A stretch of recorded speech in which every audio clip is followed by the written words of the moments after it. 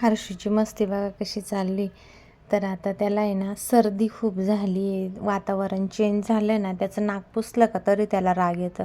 तर आई त्याचं नाक पुसती म्हणून त्याला खूप राग येतो. आणि काही करून नाही दिलं का, त्याला भाजी पण घ्यायची होती ती घेऊन नाही दिली ना, तेव्हा पण राग येतो. आता त्याचं डोकं आपटून घेतो, नाही तर मग प्लेट आपटतो असं. आता हर्षला आहे ना राग पण यायला लागले. तर असं चालली आहे त्याची मस्ती. तर नाक पुसलं ना इतका ओरडतो, नाही तर रागच भरतो, नाही तर डोकंच आपटून घेतं. बघा आता त्याची गंमत कशी त्या प्लेटवर डोकं आपटतं. आज संडे पण होता, त्याला कटिंगला पण न्यायचं होतं. तर खूप दिवसापासून चालू होतं कटिंग करायची. तर फायनली आज आलो आहे आम्ही कटिंग करायला.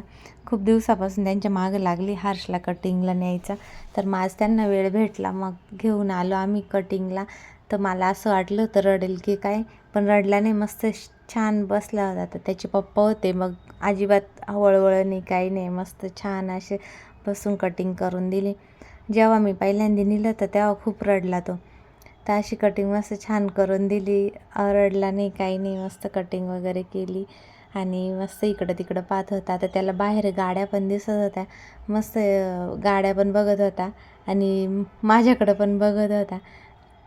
तर असं मस्त छान बसला होता आणि कटिंग केली फायनली. आता हर्षूचा फायनल लुक बघा कसं मस्त छान दिसते कटिंग केले. तर नाही तर त्याचे केस वाढले होते तर बारीक बारीक तोंड दिसायचं.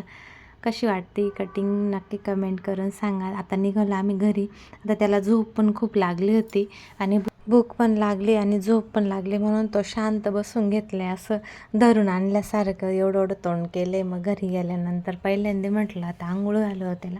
आंघोळ वगैरे घातली आणि झोळीत टाकलं. तर असं मस्त शांत त्याला झोपी लावलं पहिल्यांदा. मग बाकीचं म्हटलं आवरून घेऊ.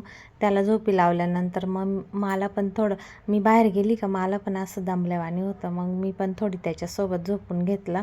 आणि नंतर बाकीचे कामं करू म्हटले. थोडी झोपल्यानंतर आहे ना थोडं फ्रेश वाटतं, मग झोप काढून घेतली त्याच्यासोबत. आणि मग बाकीचे म्हटले कामं करून नंतर कपडे काढून घेतले आणि बाकीचे पण कामं होते तर ते करून घेतले. आता तुम्ही विचार करत असाल इतक्या रात्री कोणी कपडे धुतं का, तर मी धुतले रात्री कपडे, कारण की शनिवारी पाणी आलं नव्हतं. 2 दिवसाचे कपडे होते आणि कपडे नाही धुतले ना असं वाटतं काहीच नाही आवरलं, नुसतं पसारा वाटतं. तर म्हटलं स्वयंपाक वगैरे झाला आणि पहिले कपडे धुवायला घेतले. अजून उद्या पण जास्त वाढतील म्हणून पहिले खूप जास्त वाढले ते कपडे, मग पहिले कपडे धुवायला घेतलं. म्हटलं आज झाडांची पण कटिंग केली तर खूप मस्त छान वाटते गॅलरी. त्यांनी आज सगळे झाडं जे खराब झालेले होते पानं ते सगळे कटिंग करून टाकले होते. वाढले होते पण खराब पण झाले होते. मग आता पावसाचे मस्त छान नवीन येतील तर सगळी कटिंग करून टाकली झाडांची. फायनल मस्त खूप छान वाटते आणि मोकळं पण वाटते, नाही तसं नुसती असे गर्दी वाटत होती. तर आज कपडे वगैरे धुतले, इतक्या रात्री धुवून टाकले. आता जवळजवळ 9:30 वाजले होते आता मला कपडे धुवायला. तर आजचा असा दिवस होता. चला भेटू पुढच्या ब्लॉगमध्ये. चला बाय बाय.